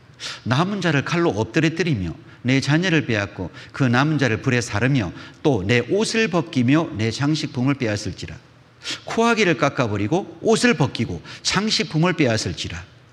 이 말씀대로 이루어집니다. 그래서 옷이 발가벗겨져요. 왜 발가벗겨질까요? 혹시 집에 가시면 에스겔서 23장 25절 26절 그 아래를 한번 쭉 읽어보시면요, 왜 발가벗겨지는지 말씀이 나와요. 음행죄, 음란 죄 때문에 발가벗겨진다라고 말씀하고 있어요. 근데 무슨 이스라엘민족이 무슨 음행죄, 음란죄가 있어요? 있죠. 하나님은 사랑의 짝으로 이스라엘민족을 지으셨고, 하나님을 증거하기 위해서 이스라엘민족을 특별히 선택하시고 함께 하시고 축복과 은혜를 그렇게 채워주시면서 이스라엘민족을 사랑의 짝으로 세우셨는데, 이 이스라엘민족은 하나님을 사랑하지 아니하고 다른 우상, 온갖 세상의 탐욕을 가지고 하나님을 배반합니다. 하나님의 아들을 십자가에 못 박아 죽입니다. 그러니까 음행죄죠. 그래서 발가벗겨서 죽는 거예요. 옷이 다 벗겨져서 죽임당했고요. 수천 명씩 목욕탕에 목욕시켜준다라고 넣어서요, 물이 나와야 될 수도꼭지에서 독가스가 나옵니다. 그래서 또 죽어나가고 또 죽어나가고, 그게 600만 명이에요. 그래서요, 이렇게 머리털이 깎이고 시체 더미가 쌓여 있고, 그렇죠? 그리고 내 장식품을 빼앗을지라 그랬잖아요. 가지고 있었던 여러 가지 유품, 소지품 같은 것도, 이런 것도 쌓여 있고요. 예, 그리고 코아기를 깎아버린다 그랬죠. 산채로 머리를 열고 해부 씨름하고요. 그리고 가슴을 열고 해부 씨름하고 평균을 집어넣고 썩어가는 과정을 관찰하고요. 유대인 40만 명 실험용으로 살해됐다. 40만 명이 실험용으로 죽었어요. 그리고 땅은요, 황무지가 되었습니다. 이는 여호와의 말씀에 이 온 땅이 황폐할 것이나, 이 이스라엘민족이 하나님 앞에 저주를 받으니까 그 축복받았던 땅이 완전히 황무지가 되어버린 거예요. 그래서 이스라엘 땅이 이렇게 저주받고 사람이 살 수 없는, 생물이 살 수 없는 메마른 땅이 되어버렸어요. 여기 학살당하는 모습 한번 보겠습니다. 여기 흑백 영상에 노래 소리가 막 나오면요, 실제 그때 당시에 찍었던 영상입니다. 한번 보겠습니다.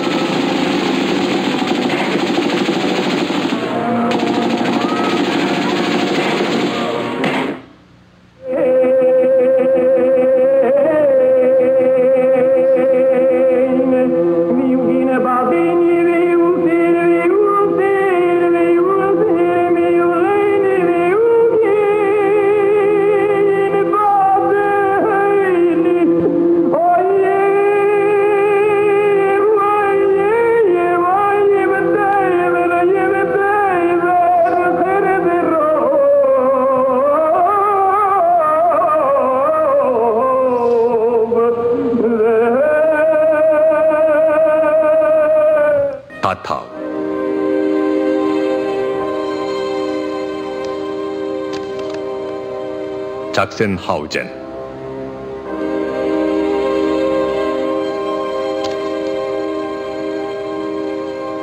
쉴로센부르크,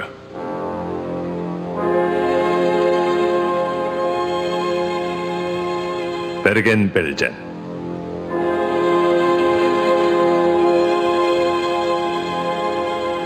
마트하우젠,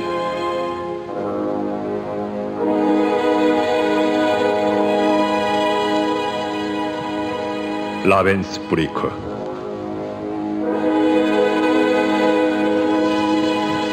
노르트하우젠,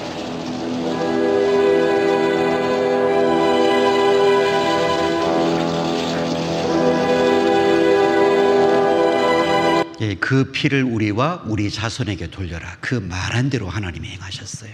우리 성경 찾아볼까요? 자, 이어가겠습니다. 마태복음 24장 보겠습니다. 자, 2000년 동안 전 세계에 흩어지면서 죽임당하는 역사를 가졌죠. 그런데 그 이스라엘 민족이 또 하나님은 미리 예언하셨는데 어떻게 되는지를 예언하셨어요. 마태복음 24장 32절입니다.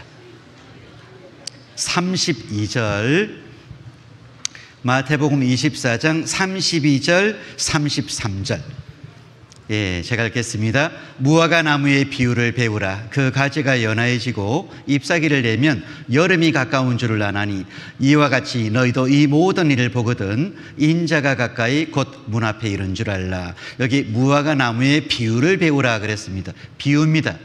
그래서 그 가지가 연하해지고 잎사귀를 내면, 그러니까 말라 비틀어져 죽은 것 같았던 무화과 나무가 점점 소생하는 거예요. 그걸 보면 너희도 이 모든 일을 보거든 인자가, 여기 인자는 예수 그리스도를 의미합니다.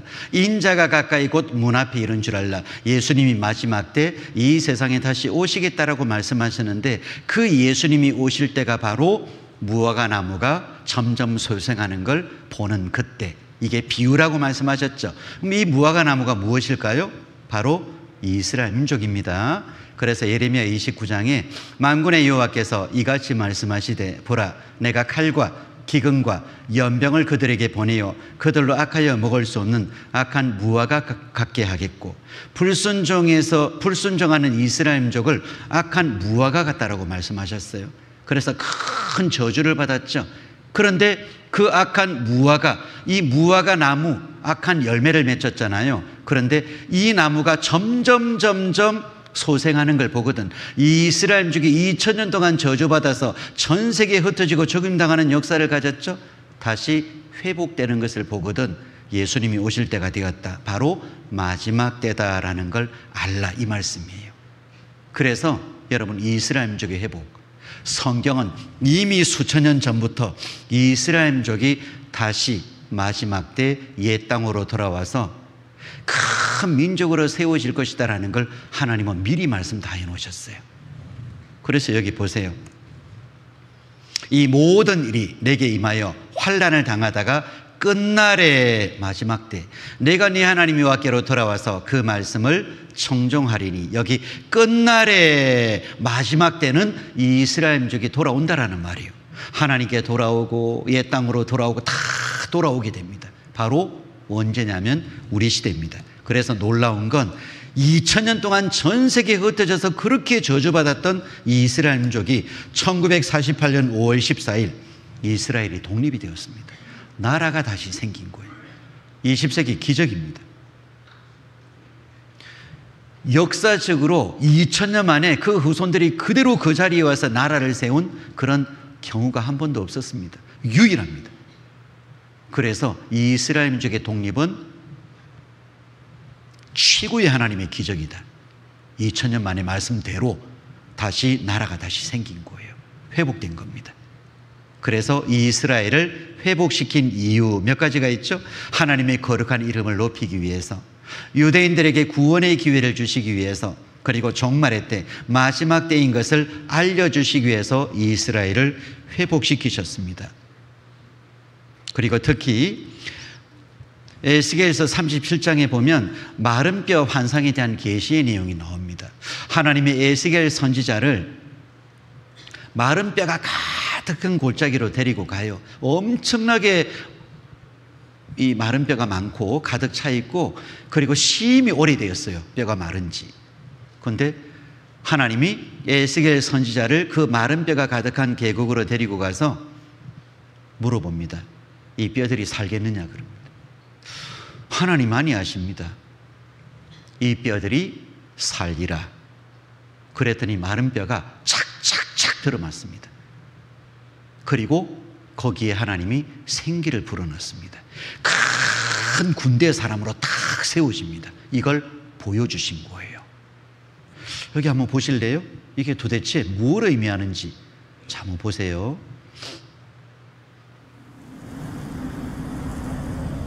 The hand of the Lord was upon me. He brought me out by the Spirit of the Lord and set me in the middle of a valley. It was full of 뼈가 bones. 가득합니다. 여기로 He led me back and forth among them, and I saw a great many bones on the floor of the 뼈가 valley. 심이 많고 아주 He 많아요. asked me, 이 Son of 뼈들이 man, can 살겠느냐? these bones live? I said, O sovereign Lord, 하나님만이 아십니다. you alone know. Then he said to me, Prophesy to these bones and say to them, Dry bones, hear the voice of the Lord. I will make breath into you, and you will come to life. Then you will know that I am the Lord. So I prophesied as I was commanded, and as I was prophesying, there was a noise, a rattling sound, and the bones came together, bone to bone. I looked, and tendons and flesh 힘줄이 appeared on 생기고 them, 살이 and 오르고 skin 가죽이 covered them. 덮이고 But there was no breath in them. Then he said to me, Prophesy to the breath and say to it, Come 그래서 from 거기에 the four winds, 생기를 O breath, and breathe into these slain that they may live. So I prophesied as he commanded me, and breath entered them. They came to life 그랬더니 and stood up 큰 on their 군대 feet, 사람이 일어나. a vast army. 이게 2600년 전에 예언된 하나님의 에스겔 선지자에게 보여주신 환상 계시인데요. 아니 도대체 이게 뭘 의미하는 걸까요? 이게 이제 인간적으로 마음대로 풀면 안 되겠죠. 하나님 말씀을 찾아보면 그대로 이게 어떤 의미인지를 압니다. 그래서 그 아래 구절을 쭉 읽어보면 이래요. 또 내게 이르시되 인자야 이 뼈들은 뭐라고요? 이스라엘 온 족속이라. 이 뼈들은 이스라엘 온 족속이다. 그들이 이르기를 우리의 뼈들이 말랐고 우리의 소망이 없어졌으니 우리는 다 멸절되었다 하느니라.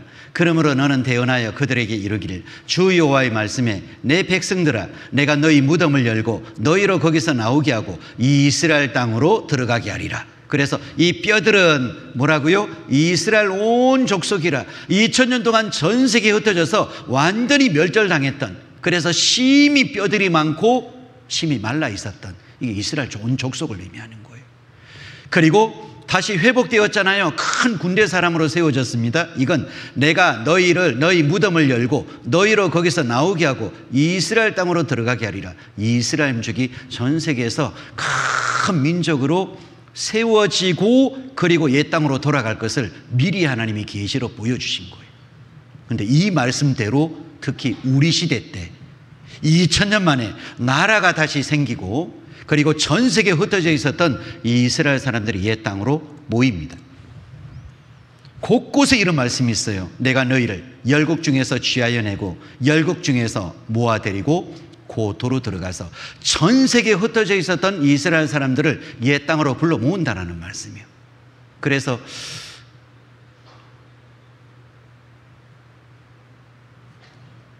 지금 940만 정도 됩니다. 이스라엘 땅에 모여든 그 숫자가 940만 정도 됩니다. 인구가요. 또 여기도 있죠. 전에는 내가 그들로 사로잡혀 열국에 이르게 하였거니와 후에는 내가 그들을 모아 고토로 돌아오게 하고 그 한 사람도 이방에 남기지 아니하리니 그들이 나를 여호와 자기들의 하나님인 줄 알기라. 여기 한 구절의 말씀 속에요 2000년의 시간적 간격을 가져요. 전에는, 후에는, 이게 2000년의 시간 간격을 가져요. 전에는 내가 그들로 사로잡혀 열국에 이르게 하였거니와 2000년 동안 흩어졌잖아요. 근데 후에는 우리 시대 내가 그들을 모아 고토로 돌아오게 하고 그 옛 땅으로 돌아오게 하고 한 사람도 이방에 남기지 아니하리니. 그래서 모든 유대인들 이스라엘 사람들이 전부 다 옛 땅으로 돌아옵니다. 지금도 계속 들어와서 지금 940만 정도 되더라고요. 여기 돌아오는 숫자 한번 볼까요? 모습도 한번 보겠습니다. 이스라엘에서는 유대기구에서 주관하는 알리야 전세기가 200명의 새로운 올림, 이민자들을 태우고 이스라엘 벤구리온 공항에 도착했습니다. We are witnessing a nice wave of Aliyah from all over the world. 3만 명이 40개국에서 온다. people coming from 40 countries.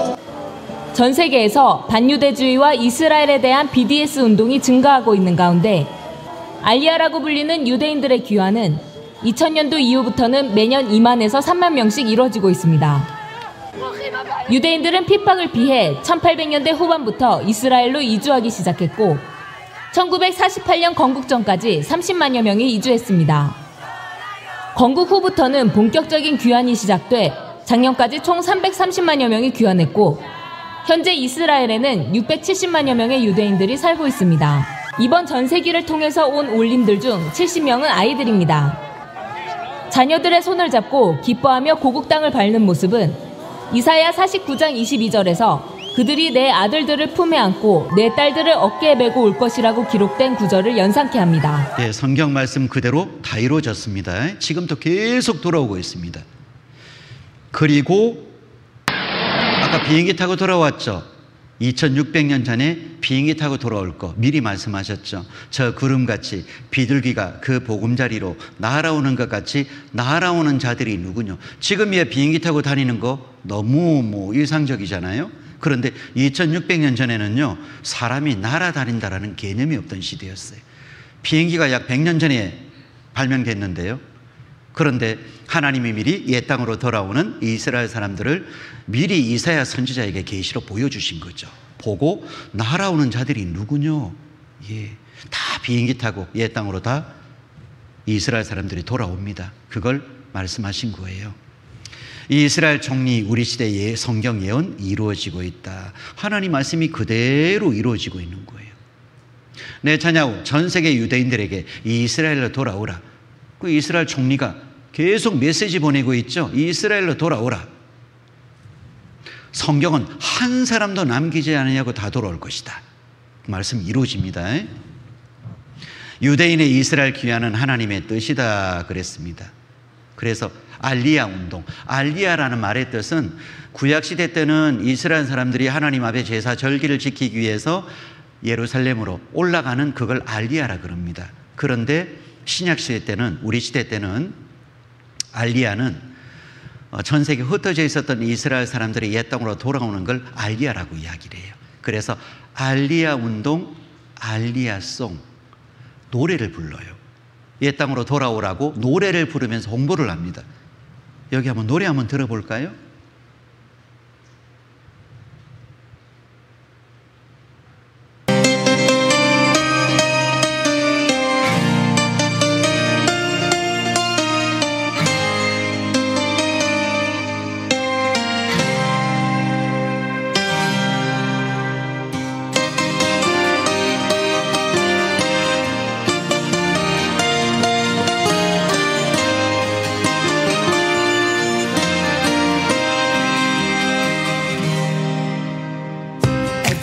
늘 당신을 생각하죠. 내일 당신을 그리워해요. 당신이 올 것이라는 기대가 커져요.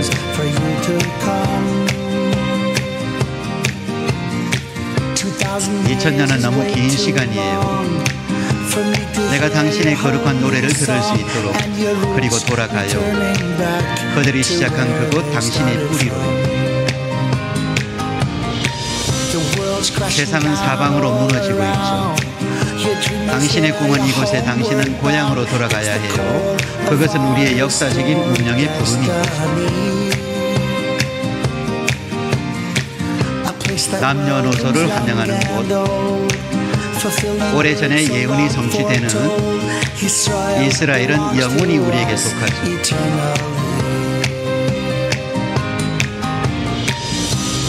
고대의 길들은 당신의 이름을 부르고 나의 성지가 당신의 이름을 불러요. 지금은 당신의 땅으로 돌아가야 할 때라는 것이 분명하죠. 내 올리브 나무들과 해변은 눈부시게 우리의 미래는 빛날 거라고 당신에게 상기시키죠. 이스라엘에서 우리는 연합하여 설 것이에요. 유대인 국가로 고향으로 돌아와요. 당신은 더 이상 혼자가 아니에요. 낯선 땅에서 낯선 삶을 사는 건 당신을 위한 것이 아니에요. 가방을 챙기고 비행기를 타세요. 알리야를 위한 최적의 순간이 때가 되었어요. 당신의 마음은 그게 맞다고 알잖아요. 이렇게 노래 부르면서요, 홍보하고 메시지 보내서 옛 땅으로 다 돌아오도록. 최근에는 뭐 러시아하고 우크라이나 전쟁이 있죠. 우크라이나에 있었던 유대인들이 다 돌아와 버렸어요. 위험하니까. 전 세계 분쟁, 위험이 있으면 전부 다 돌아옵니다. 그래서 성경은 한 사람도 남기지 않고 다 돌아올 것이다. 이 말씀이 이루어집니다.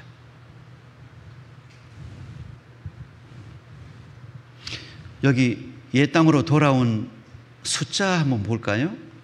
코로나 바이러스로 인하여 알리야 이민자 수가 약간 감소했던 2020년에 비하여 2021년 약 30% 증가한 27,057명의 유대인이 바로 그들의 지배인 이스라엘에 도착하였습니다. 특별히 미국에서 약 4,000명의 이민자가 이스라엘로 이주했으며 이는 1973년 이후 가장 높은 수치이자 지난해보다 30% 증가한 숫자입니다. 또한 프랑스에서 지난해에 비하여 40%가 증가한 수치로 지난 4년 중 가장 높은 수인 3,500명의 유대인이 이스라엘로 이주했습니다.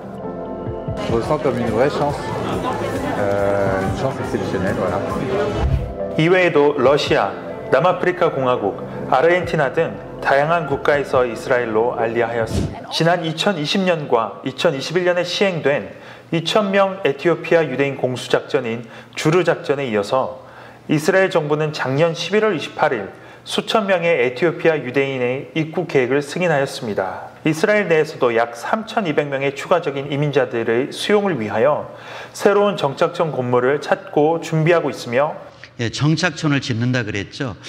제가 서울 광진교회에서 6년 있으면서요, 거기 집사님이 다이아몬드 사업을 하셔요. 도매 사업을 하셔요.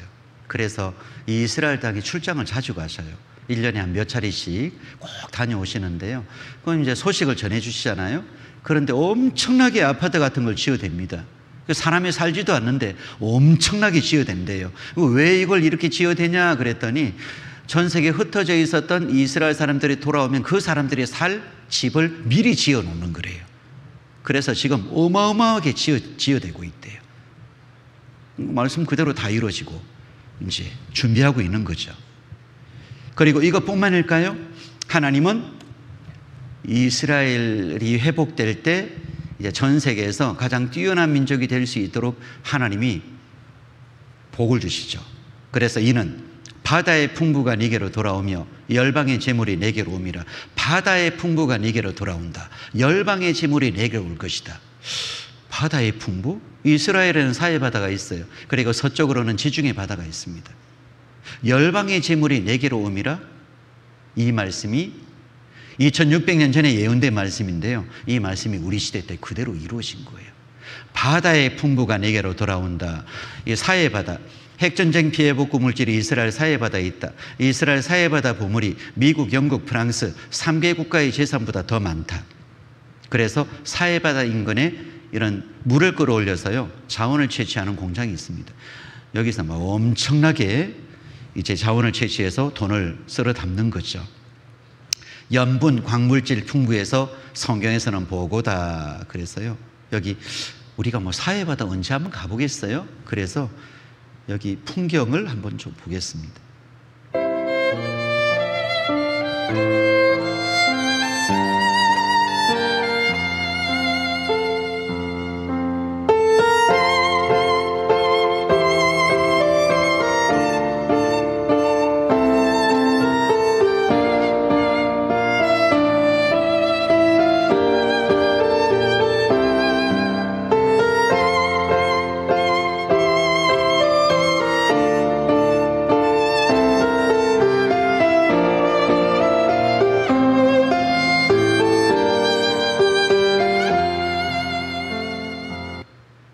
여러분, 여기 하얗게 된 게 있죠? 이게 소금 덩어리입니다. 그러니까 완전히 소금이 깔렸어요. 보통 바닷물보다 6배, 8배 정도 소금기가 짙어요. 그래서 소금 덩어리가 밑에 깔려 있고요, 물이 막 미끌미끌합니다. 그래서 이런 사해 바다, 바다의 풍부가 네게로 돌아온다. 이 말씀이 이루어지고요. 또 최근에는 지중해 바다 쪽에 엄청난 가스 오일이 발견되잖아요. 젖과 꿀 대신 오일 가스 대박 났다. 이스라엘 에너지 기적이다. 그래서 이스라엘 땅 서쪽 바다에 천연가스, 석유 이것이 막 발견됩니다. 그래서 이스라엘의 주요 유전, 가스전, 시펠라 유전 원유 2,500억 배럴, 세계 1위 사우디 매장량 육박했다. 리바이든 천연가스, 타마르 천연가스, 그러니까 석유하고 천연가스가 무진장하게 발견되죠. 그래서 최근에 이스라엘은요 완전히 대박나 버렸어요. 천연가스 노다지 안전 이스라엘 지중해에서 100년 동안 쓸 수 있는 매장량이 확인됐다. 그리고 최근에는 가스전을 뽑아 올려서 이제 수출을 하기 시작합니다. 그리고 파이프라인을 유럽으로 깔기 시작합니다. 러시아하고 지금 우크라이나 전쟁 치르고 있죠. 우크라이나를 유럽에서 지원해 주고 있습니다. 그래서 러시아가 유럽에 공급되는 가스 밸브를 잠궈버렸어요. 러시아는 경제적으로 굉장히 힘듭니다. 가스를 팔아서 경제를 지탱하는데요. 이 가스 밸브를 잠그면 사실은 심각하거든요. 그리고 또 유럽도 가스를 공급받아야, 천연가스를 공급받아야 뭔가 난방도 하고 뭔가 그 나라를 운영할 건데, 그런데 이걸 얻을 길이 없잖아요. 근데 최근에는 이스라엘에서 파이프라인이 유럽 쪽으로 올라가고 있어요. 그래서 아무 걱정 없어요. 이 성경의 마지막 때 내일 배울 겁니다. 마지막 전쟁의 시나리오가 러시아가 이스라엘을 치러 내려가는 전쟁의 시나리오가 있어요. 그러니까 그 시나리오가 지금 다 만들어진 거예요. 그래서 이스라엘 가스 유전 개발하고 있습니다. 레바이탄 가스전은 이제 이스라엘을 천연가스 수출국으로 만들어줄 수 있다. 팔레스타인 에너지 기구와 수출 계약했다. 이집트와 천연가스 공급 계약했다. 요르단과도 천연가스 수출 계약했다. 터키에 천연가스 수출 결정했다. 그 터키와 이스라엘을 잇는 파이프라인 건설에 터키가 투자했다. 그래서 유럽으로 올라갔죠. 그래서 그리스, 이스라엘, 키프로스, 동부 지중해 가스관 건설 서명했다. 그래서 이제 1,900km의 가스관을 건설합니다. 완전히 유럽으로 뽑아 올립니다. 이스라엘 남부 세펠라에서도 세일 석유를 발견했다. 2,500억 배럴. 그리고 삼손 아프로디테 골란고원에서도 석유를 발견했다. 그리고 크파르사바 여기에서 사상 최대 유전을 발견했다. 그래서 이스라엘의 석유 매장량 2,500억 배럴, 사우디아라비아 2,600억 배럴. 그런데요, 우리는 이스라엘의 사우디아라비아보다 더 많은 석유가 있다고 믿는다. 아마도 얼마요? 5천억 배럴만큼은 있을 것이다. 완전히 어마무시하게요, 석유가 발견된 거예요. 최근에 하마스, 팔레스타인 하마스가 이스라엘을 쳤잖아요. 그거 왜 쳤을까요? 사실 전쟁 치러봐야 칠 게 뻔한데 지금 엄청 얻어터지고 있잖아요. 피할 데도 없고 지금 뭐 가자 지구가 완전히 그 지옥처럼 지금 그런 상황이랍니다. 사람들이 막 죽어나가고 피할 데도 없고 먹을 것도 없고. 그런데 왜 그렇게 일을 벌렸을까요? 무모하게? 이유가 하나 있죠. 주위의 아랍 국가들을 선동해서 함께하기 위해서요. 그런데 아랍 국가들 아무 나라도 옆에 함께하지 않습니다. 왜? 그렇게 했다가는 본인들도 일을 치러야 되기 때문에요, 함부로 돕지를 못합니다. 그러니까 주위에 아랍 열 몇 개국이 있거든요. 그 큰 아랍 국가들이 있습니다. 근데 강원도 땅만한 조그만한 이스라엘 민족 그 나라를 어떻게 할 수가 없습니다. 그만큼 이스라엘이 아주 뛰어난, 우리 시대 때 가장 뛰어난 민족이 된 거예요. 엄청난 힘을 가지고 있는 나라가 된 거예요. 성경서 영감받아 유전 발견했다. 우리 성경 보고 유전 발견했어요. 성경 구절이 이런 구절이 있습니다. 아셀의 디아에는 일렀으되 아셀은 다잔 복을 받으며 그 형제에게 기쁨이 되며 그 발이 기름에 잠길지로다. 이 말씀을 보고 아셀 지파가 있는 지파가 있는 그 가나안 땅 그쪽 지역을 집중적으로 탐사했다 그랬죠. 그래서요, 여기 지도를 한번 볼까요? 예, 여기 보면 이스라엘 각 지파별로 땅을 분배한 내용이 나오죠. 여기 아셀 지파, 북쪽이 북쪽. 이쪽 지역을 집중적으로 시추를 해서요, 사상 최대의 유전을 발견한 거예요. 그 바르사바. 그러니까 성경 보고 유전 발견하는 거예요. 성경 예언 믿고 석유 시추 나섰다. 그리고요, 내 하나님 여호와를 기억하라. 그가 내게 재물 얻을 능을 주셨습니다. 돈 버는 능력을 이 이스라엘 사람들한테 다 주신 거예요. 그래서 전 세계 가장 돈 잘 버는 사람들이 유대인들입니다. 그래서요, 보세요. 전 세계 곡물 시장의 절대 다수를 5회사가 지배하고 있다. 식량도 유대계 5회사가 장악하고 있습니다. 뭐 오래됐지만 우리나라에 쌀 시장 개방한다고 우루과이 라운드 그것 때문에 얼마나 데모하고 난리가 났습니까? 쌀 시장 개방한다고요. 그런데 어쨌든 개방을 했습니다. 우리나라에 처음으로 들어온 쌀이 항구에 보관되어 있다고 뉴스에 막 떴습니다. 그런데 어디에서 그 쌀이 들어왔냐면 미국의 카길사. 근데 카길사가 유대계 회사입니다. 그러니까 이게 식량을 다 장악하고 있는 거예요. 미국 금융을 지배하는 은행의 유대인 소유 현황. 미국의 큰 대형 은행들이 전부 유대인 소유입니다. 이스라엘 소유입니다. 컴퓨터, 소프트웨어, 하드웨어 전 분야 석권 기염했다. 인텔사와 캘컴 회장, 마이크로소프트 CEO 모두가 유대인이다. 인터넷 양대 산맥, 구글과 페이스북 유대인이 설립했다. 유대인 폴 앨런은 마이크로소프트의 공동 창업자이다. 현 최고 경영자 스티브 발머도 유대인이다. 유대인들이 주축이 되어 설립한 페이스북 4인방 전부 유대인입니다. 그리고 다이아몬드도 유대인상이 88% 독점하고 있고요. 세계 다이아 시장 유대인이 저무르고 있다. 그리고 세계 최대 금융왕국을 이룬 로스차일드 가문. 그래서요, 유럽에서는 이 로스차일드 여기 가문이 금융, 돈을 다 쥐고 있어요. 그런데 유대계입니다. 지금 다시 유대인 이랬죠. 유대계입니다. 미국의 7대 영화사, 젊은 우리 청년들은 영화 좋아하죠? 그런데 영화사도 한번 보세요. 워너 브라더스 유대인 설립했죠. 파라마운트 유대인 설립했습니다. 20세기 폭스사 유대인 설립했고요. 유니버스사 유대인 설립했고요. MGM사 유대인 설립했어요. 드림웍스사 유대인 설립했습니다. 그러니까 영화도 전부 다 장악하고 있습니다. 그리고 전 세계 가장 이름난 기업들 전부 유대인 소유입니다. 그래서 마이크로소프트, 페이스북, 델, 오라클, 타임스, 월마트, 구글, 던킨, 도넛, 코카콜라, 맥도날드, 인텔, 코스트코, 베스킨라빈스. 혹시 여기는 대구니까 별다방 있죠? 별다방요. 예, 제가 어디 시골에 가서요, 여기 별다방 있어요? 그랬더니 막 별다방 있대요. 어떻게 여기 별다방이 있어요? 스타벅스요. 어떻게 그게 있어요? 그랬더니 진짜 있어요 그래요. 그래서 알아봤더니 진짜 이름이 별다방이에요. 스타벅스가, 여러분, 스타벅스가 이제 유대계 소유인데요. 스타벅스 우리나라의 스타벅스 1년 매출액이 얼마인 줄 아세요? 뭐 커피 팔아야 뭐 얼마나 되겠어요? 뭐 4,000원, 5,000원짜리 커피 팔아야 뭐 1년에 얼마나 팔겠어요? 2조 원입니다.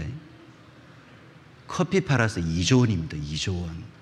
우리나라에만요. 돈을 다 쓸어 모읍니다. 이거 말씀대로 이루어지는 거예요. 여기 또 보세요. 그 작은 자가 천을 이루겠고 그 약한 자가 강국을 이룰 것이라. 전 세계에서 가장 강한 나라가 됩니다. 코로나 때문에 얼마나 3년 동안 고생했습니까? 그런데요, 우리 진짜 부러웠을 때가 있어요. 왜냐? 전 세계 코로나 바이러스가 다 퍼졌죠? 근데 1등으로 전 국민이 코로나 바이러스 백신 접종한 그걸 보고 얼마나 부러웠는지 몰라요. 우리나라도 그 백신 얻기 위해서요, 막 정부에서 고생 많이 했죠. 근데 겨우 구해서 막 그냥 백신 맞히고 애를 썼잖아요. 근데 전 세계에서 1등. 우리나라가 처음으로 백신 맞을 때 거기는 2번, 3번 맞고 있을 때. 그 나라가 어딜까요? 1등으로 백신 맞은 나라. 전 국민이. 그게 국력을 상징해요. 얼마나 나라가 힘이 있으면 그 완전히 그냥 먼저 잡는 게 임처잖아요. 근데 얼마나 힘이 있으면 미국보다 더 빨랐어요. 이스라엘요. 이스라엘이 백신 접종 1위입니다. 1위. 그러니까 완전히 강국이에요. 강국. 다윗의 별이 세계를 지배한다. 막강한 자본력으로 선진국 정치, 경제, 언론계 장악하고 있다. 그래서 이스라엘 총리 장례식 때요. 여기 문상 온 거 보세요.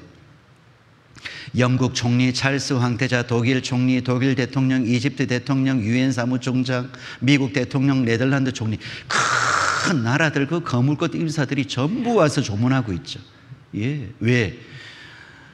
이스라엘이 배후에서 세계를 지배합니다. 돈으로 쥐락펴락합니다. 미국 내 유대인의 힘, 총회장서, 대선 후보에 충성 서약받는다. 미국의 대통령이 되기 위해서는요, 유대인들에게 이거 충성 서약을 해야지만 대통령 후보가 될 수 있대. 이 프로 유대인 미국을 쥐락펴락한다. 세계를 움직이는 것은 미국이고 미국을 움직이는 것은 유대인이다. 그리고 그러나 너희 이스라엘 산들아 너희는 가지를 내고 내 백성 이스라엘을 위하여 과실을 맺으리니 그들이 올 때가 가까이 이르렀음이니라. 내가 돌이켜 너희와 함께하리니 사람이 너희를 갈고 심을 것이며 내가 또 사람을 너 위에 많게 하리니 이들은 이스라엘 온 족속이라. 그들로 성읍들에 구하게 하며 빈 땅에 건축하게 하리라.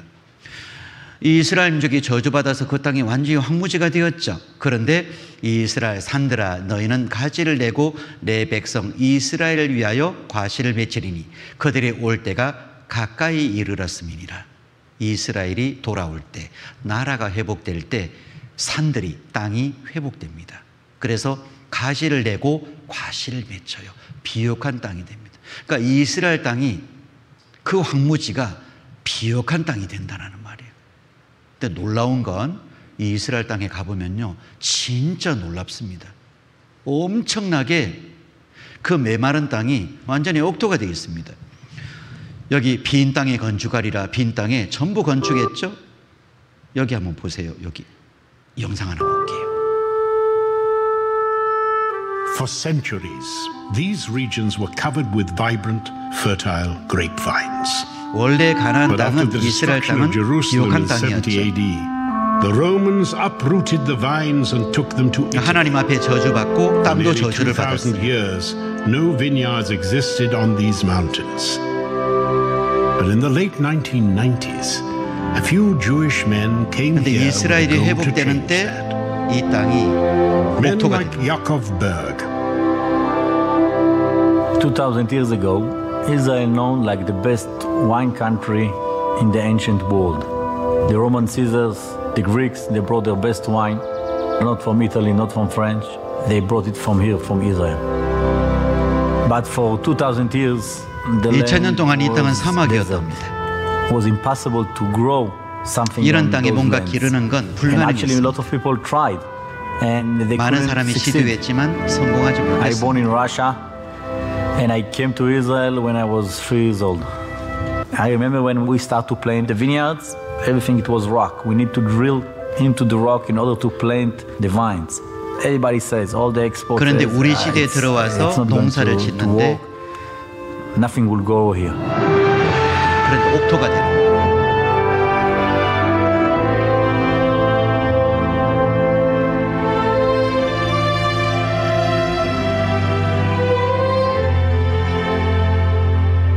I don't think it's something that we can really understand.